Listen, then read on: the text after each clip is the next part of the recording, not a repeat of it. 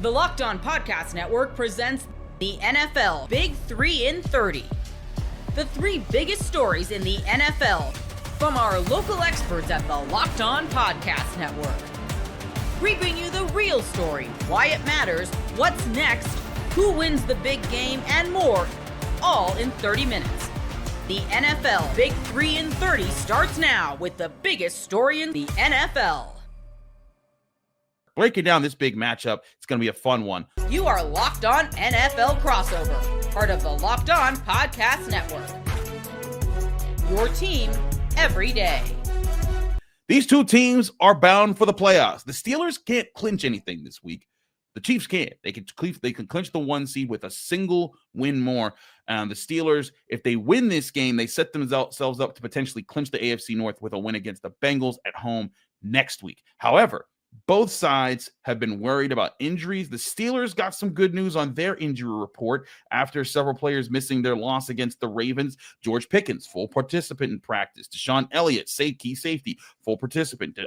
Dante Jackson, Larry Ogunjobi, also full participants. Joey Porter Jr., he looks like he's going to miss this game, but those are all key additions. Meanwhile, Kansas City's not being so lucky. What's going on over there with their injury report? Chris Jones is probably out this week. Looks like DJ Humphries is probably out this week as well. And we'll see on Jawan Taylor. He is limited in practice. He's been limited the last couple of weeks and played. The injury reports, and we're recording this a little early just to let you know, the injury report is not out for Tuesday yet. So it's possible he will practice and he will play. But I would kind of guess he's going to play based on the way it's gone the last couple of weeks. But Chris Jones and DJ Humphries are going to be big misses if both of those guys aren't able to go. And from everything I've heard, Chris Jones is probably out until maybe the playoffs. But so that could be something. To me, I get it. I mean, you're in a situation where you're fighting for the number 1 seed. Don't get me wrong. You want him out there, but a worse injury and then he misses the entire playoffs. So to me, you hold him out, you try to win without him, and this is what you got to deal with. And this is part of what happens when the NFL is trying to smash together all these short-term games. Both teams had short weeks last week, and I want to say this before, because whenever we say stuff on these channels, people's like, "Oh, you're being biased and one-sided." When I say this, I'm saying this for all parties involved. I think Wednesday games stink. I get that it's about revenue. I get that it's about money. I get the Christmas Day and the allure of that. But Chris, I look at this and I'm thinking, this is a pure cash grab that does not care about the health of these players. And now you got Chris Jones, one of the best interior pass rushers in the NFL, not playing in a matchup between 2 playoff opponents on Christmas Day. Like this is exactly why you didn't want to do this. You wanted everyone to be as healthy as they could be. And now you're going to have a key player miss because you're doing this. They had a short week last week, a short this week. Chris Jones had some very animated words about that situation. Cam Hayward also had his fair share of things to say. Yeah, Chris Jones talked and said, he needs to talk to the NFLPA. Kansas City, and part of the reason the Chiefs are so upset, part of the reason Chris Jones is so upset, 3 games in 11 days. That's a ton of football. That's one thing. But the Chiefs had their bye week in week 6. They haven't had any time off since week 6. They've quite literally played, as soon as they play on Wednesday on Christmas, they will have played every single day of the week except for Tuesdays. They played on Wednesdays. They will have played on Wednesdays. They played on Thursdays. They played Black Friday. They played last Saturday. And obviously they play on Sunday, and they played a Monday night game. So they played every single day of the week except for Tuesday. That's insane. And that's just insane. So that's why the players are upset because they don't want to be playing on short notice. Chris Jones probably misses this game regardless just because of when the injury happened, and that stinks. But for Kansas City, the other part of it that you have to look at is they're playing 3 playoff teams in 11 days. Yeah. Or 2 playoff teams in 11 days, and then the Denver Broncos after that, because they started with the Browns. Obviously, they're not a playoff team, but then they go up against the Texans, who will be in the playoffs. Steelers are going to be in the playoffs, and their last game is against the Broncos. All 3 playoff teams in the last 3 weeks of football, 2 of those games are within, 4 days of each other? Yep. Yeah, it's the same thing for the Steelers because they do have 3 playoff teams and 3 pretty good ones. They played the Eagles 2 weeks ago they played the Ravens just on Saturday, and now they get the Chiefs. And that's why a lot of people were saying at the beginning of the season, Steelers can't win the division, or they can't even make the playoffs. They got too tough of a schedule late down the stretch. Now they've built up, I think, enough.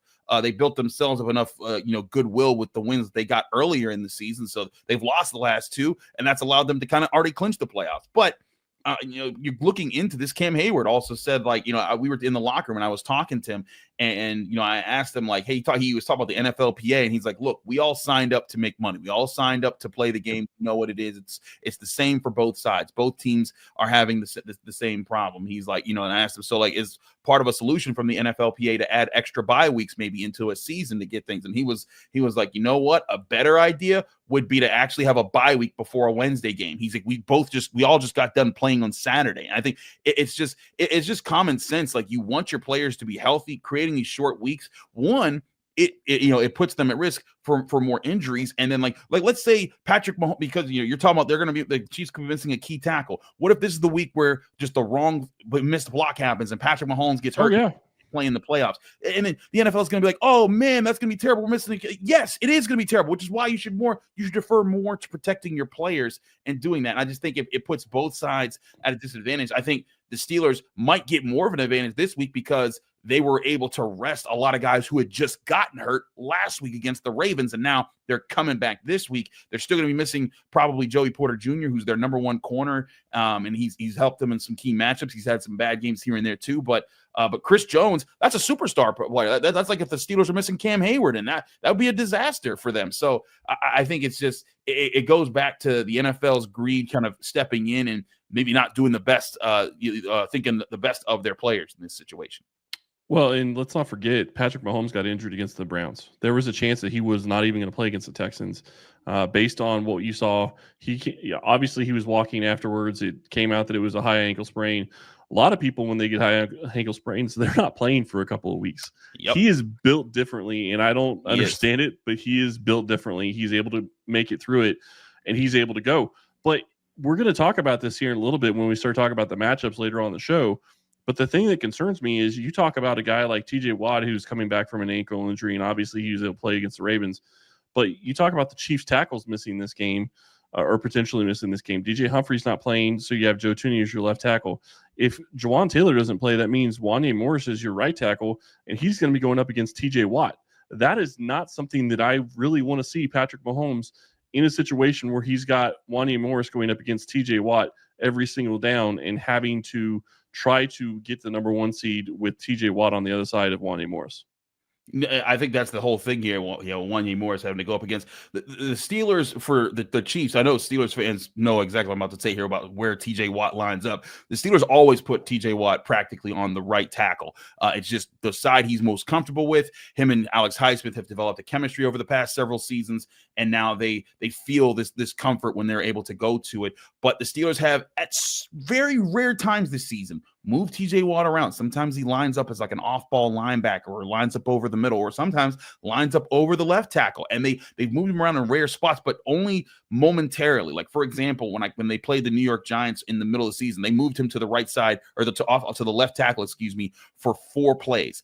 Those 4 plays against the Giants, you'd have to go back to 2021 to total how many times he had lined up over the left tackle before that game. If you were to do that. So TJ Watt's going to line up on the right tackle probably in this game, unless the Steelers move around. If they do, it's an exclusive move they're doing to just confuse the Chiefs and to take advantage of a matchup there. But they're also very confident in Alex Highsmith. They're very confident in Nick Herbig, their second-year player out of Wisconsin, who's made some really big plays off the edge. They also like Preston Smith, who they acquired in a trade right before the trade deadline. So they have 4 guys they like to rotate on the edge, and I do think that's going to play a big factor here, is which defensive front that's been very good. Both teams have had very good defensive fronts this season. Which defensive front causes more havoc for the opposing offensive line, and which quarterback handles it better? Patrick Mahomes looked like he had no problem moving last week with that 15-yard touchdown run we saw.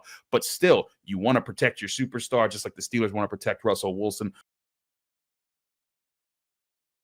Gametime has a new feature called Gametime Picks that makes getting tickets to your favorite live events even easier.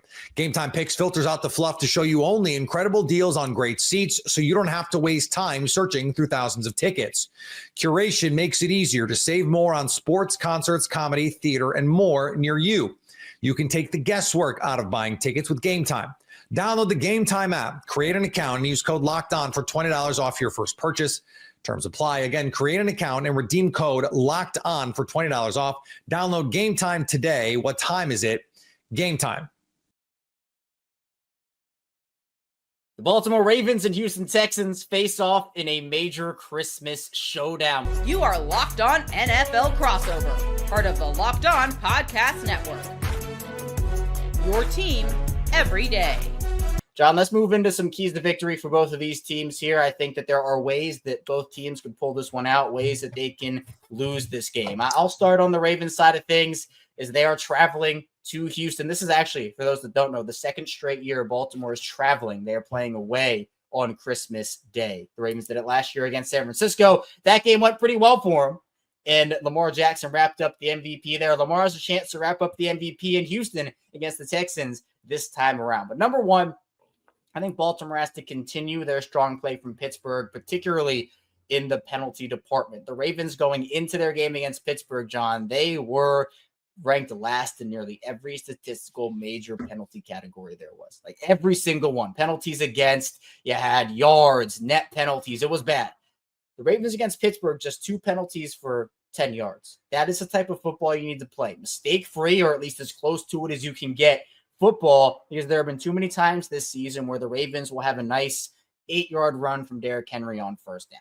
And then all of a sudden, there's Holden, Ronnie Stanley, 10 yards, a 2nd and 2 turns into a 1st and 20, and that just derails drives. So getting out of your own way if you're the Ravens. Don't let Houston make this game all sloppy and try to make it their way.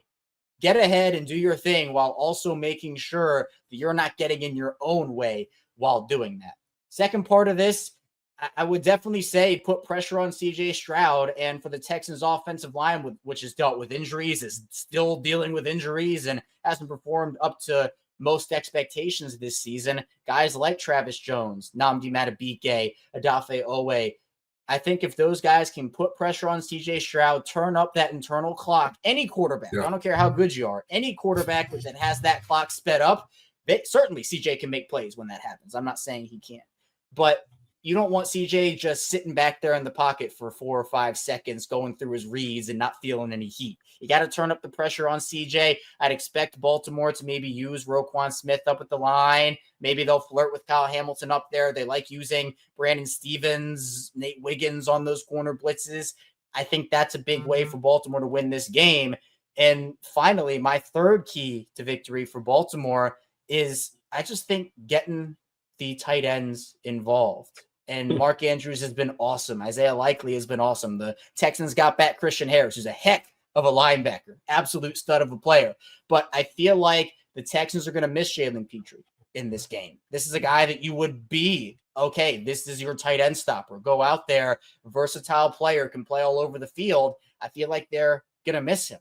And I feel like for the tight ends, we know about Zay Flowers as a wideout. We know about Rashad Bateman as a wideout as well. And actually, for Baltimore's injury situation, you still have a couple of guys who you would think maybe would have been practicing by now, but they're actually not. Now, again, this is a short week. I think both teams are being pretty conservative with their guys and not pushing anybody too far. But Baltimore's Monday injury report, Nelson Aguilar, Jalen Armour-Davis, Daniel Falele, Zay Flowers, Justice Hill, and Trey White all did not practice. So you essentially have one more practice day today to maybe get that status up. Who knows? But out of these guys, the ones that I don't expect to play, I don't think Nelson Aguilar or Justice Hill will clear in time to play. Justice Hill's concussion was nasty on Saturday. I'm not sure about Zay Flowers. I'm not sure about Trey White. I would probably say both those guys play. But to me, I feel like if the Ravens can get Mark Andrews involved, Isaiah Likely involved, I feel like that's a way that the Ravens can exploit this Houston defense and use the short passing game too. You got Will Anderson, you got Danielle Hunter, you got a good defensive line. If they're getting pressure on you, the best way to combat, even if the Texans want to blitz Lamar, It's about getting the ball out quickly. So I feel like that's, for me, keys to victory for Baltimore. What about you, John? What are some keys to victory for the Texans? I'm actually going to steal one of yours. And we know Tank Dell is down, struggling offense. Houston extended Dalton Schultz in the offseason. He's been a disappointment so far to this part of the season. Not nearly the season he had last year, but, we talk about the wide receiver room and that depth chart in that area of the team being banged up. The fact is, Dalton Schultz, your $11 million a year man, has to be able to produce for this offense. There's no way around it. CJ needs him. It's been frustrating a lot this year with Dalton Schultz, and I'm going to be fair to him. You didn't pay him $11 million to block as much as he has. But Dalton has routinely on tape shown a lackadaisical effort on the field. And it's been frustrating to watch. So he needs to get involved. Nobody talks about Brevin Jordan and his injury and how much that has impacted this offense in a lot of different ways. When you lose a Swiss Army knife that can do different things, it hurts an offense. And Dalton Schultz, he needs to step up. Irv Smith has played some good football for the Houston Texans in his limited role. Number 2, I'm going to read off some numbers to you. 28, 35, 41, 30, 41, 35, 30, 35, 34. You want to know what that is? Points the Ravens have scored in their wins. Yeah. The Houston Texans cannot afford for this game to get away from them fast. They don't have the offense to keep up. Time and time again, we've seen and they've shown us to not be able to, was it 5 or 6 weeks in a row? No second half points, no second half touchdown. They cannot keep up with this offense. If this game gets out of hand early, then I think it'll be a blowout. Don't want to put a score prediction on it, but if Baltimore leaves out their first quarter and the game is 13-0, 14-0, or something along those lines, it's going to be a blowout. It's going to be an ugly Christmas day. Will not be a Christmas miracle. So they got to make sure that they're able to get off the field when they can get off the field. Not necessarily sure how good of a team Baltimore is on third downs right now, but whenever Houston can create that pressure or get them to play a little bit behind the sticks or on long downs to convert, get off the field. And lastly, I think this is for both teams, Kevin. Do not get caught up in Beyonce. Hey, I'm with that. And if you heard what Lamar said on Monday, he said he's going to be watching. He said, sorry, John Harbaugh, I'm watching. I'm with you, though. I'm with you on that. No, don't get caught up, man. But I mean this. What I want to say. Do you remember Evan McPherson at the halftime show with Cincinnati? He watched the halftime show from the field. The Bengals lost the Super Bowl, and he got all types of hate for it. Like, don't get caught up in Beyonce. No, seriously. That's my 3 keys to victory. But Houston got to go out there and put it all together. I am worried about the secondary. I really am. And I'm really worried about Bateman having a big day for you guys. He's averaging 19, 18 yards per catch. Man. He's been the downfield target whenever Lamar needs to stretch the field.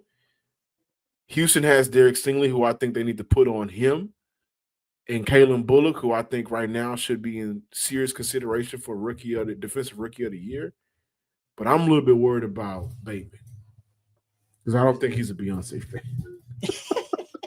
He's going to be locked in at halftime. No, Bateman's a stud. He's awesome. And to answer your question, Baltimore is 23rd in the league on defense and third down this year. So not a great number. How are they offensive third down? Offensively, they're third. They're good on third down. So for the Texans defense, right? Okay, when they can get a shot to get off the field, do that. Because Baltimore, just like Kansas City, conversion. And you see a 10-play drive, and by the 8th play, the defense is a little worn out, and that's consistently. So by the 3rd quarter, by the 4th quarter, those plays that this team has routinely been able to make. You got these offenses being able to control the clock and control the ball. Now they're gassed a little bit. And Lamar Jackson is the wrong quarterback to be gassed against. Get ready to tackle the NFL action with FanDuel, America's #1 sportsbook, because right now new customers can bet $5 and get $150 in bonus bets if you win. The FanDuel Sportsbook app gives you everything you need to place live bets on the NFL all in one place. So when you get a hunch in the middle of the game, you can check out the latest stats, view live play-by-play, and so much more on the same page where you place your bets. Just visit FanDuel.com to join today. You get started with $150 in bonus bets if you win your first $5 bet. And you can make that wager on some crucial NFL games. The Cincinnati Bengals are not dead yet. They're favored by 3 points in a massive showdown against Denver on Saturday. The Falcons, who somehow hold tiebreakers and lead the NFC South, are 4-point underdogs at Washington on Sunday. Just 4 points at home against rookie quarterback. Something to think about in that one. That's FanDuel.com. Never waste a hunch and make every moment more with FanDuel, an official sportsbook partner of the NFL. Michael Penix's future is so bright, you gotta wear shades.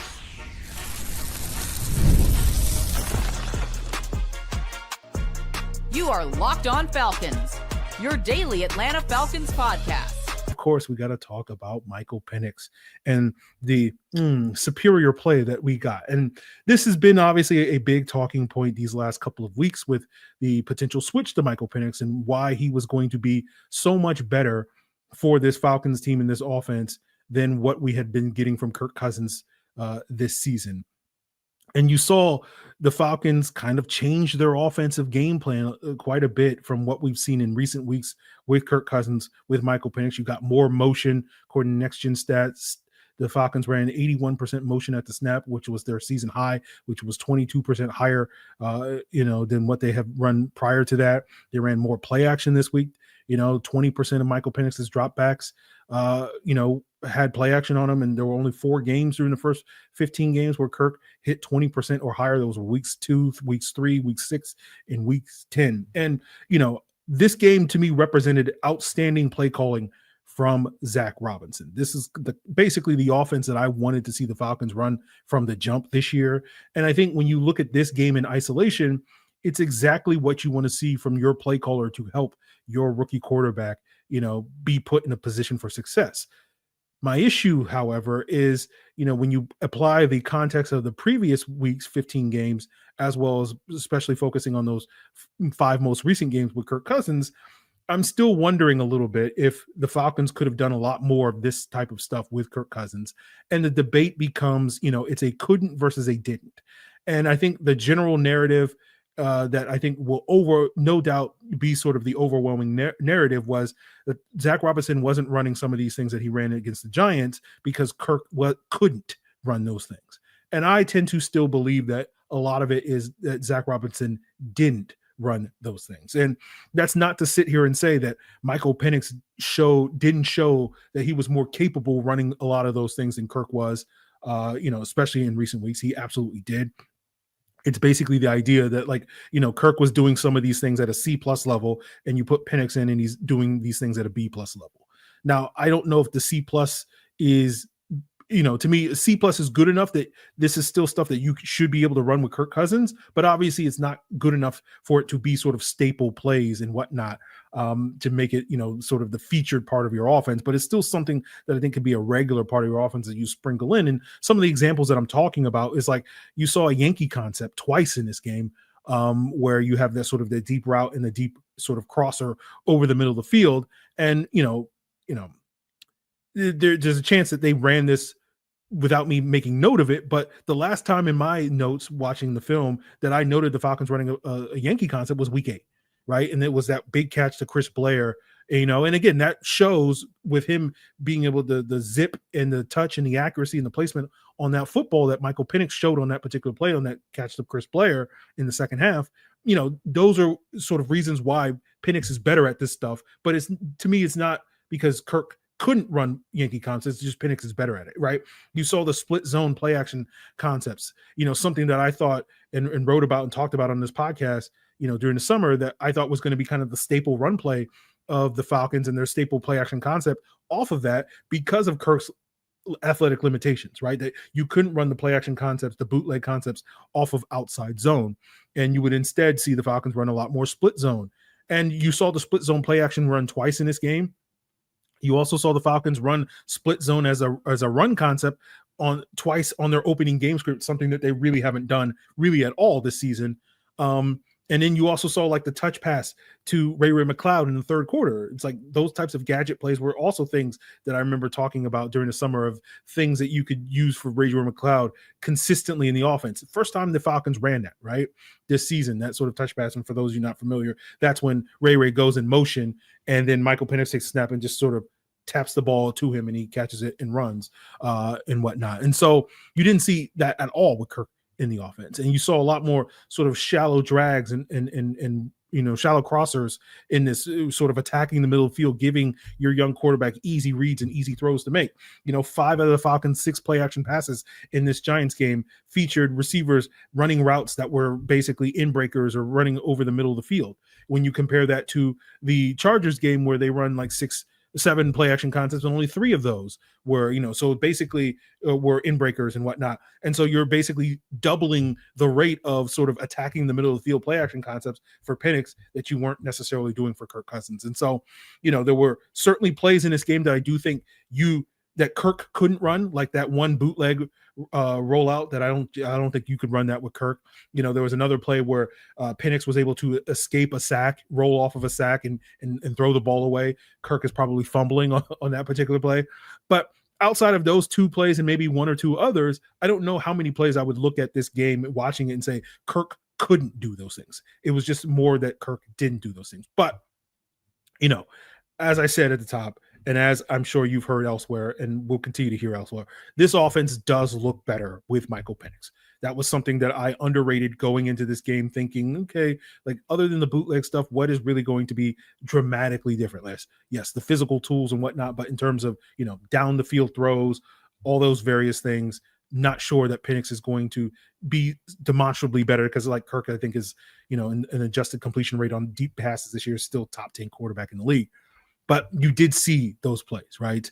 You saw it a lot with sort of his connection with Darnell Mooney in this game, where you started to see more of those intermediate crossers, more of those deep outs and deep comebacks outside the numbers that were staple plays during Kirktober, right? When Kirk and this offense was cooking, that we saw consistently early and during the middle of the portion of the season that Mooney was consistently winning on. You haven't seen as many of those these last couple of weeks, and you saw those again, and that's a big part of why this offense was cooking. So again, Penix is much better on those throws than Kirk is at this point in time. And so again, to me, watching this film, showed me, in my humble opinion, and again, I think the narrative is going to be that like Kirk is 90 to 100% to blame for the offensive shortcomings over these last 5 games. And I would say Kirk is probably more to blame for like 60, maybe 70% of the shortcomings, which is still a significant percentage. But again, to me, the play calling, not dialing up some of these plays, to me was that 30% and whatnot. But at this point, it's water under the bridge. No use crying over spilt milk, at least after today. It is what it is, all the cliches, but it's basically, this is what the Falcons offense is going to be moving forward. This is exactly what I hoped this offense would be heading into the season. And it's kind of just better late than never, right? Again, another cliche when it comes to that. And so if that's what it is, then it is what it is. And we can take what we get. Beggars can't be choosers, all that stuff and more. So last little tidbit I'll say is, I'll be curious to see what Washington does from a defensive game plan against Penix.